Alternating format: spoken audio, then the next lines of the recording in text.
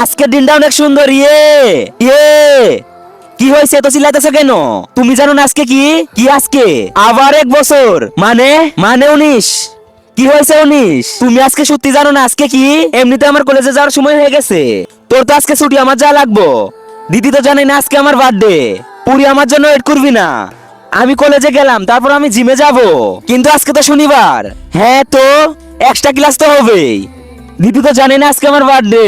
আচ্ছা শোন না, মনে হয় জেনে গেছে আজকে আমার ফ্রেন্ড আসবে না। এক কাম কর, আমাকে কলেজে ড্রপ করে দে। ঠিক আছে, এই নাও ম্যাম আপনার কেক।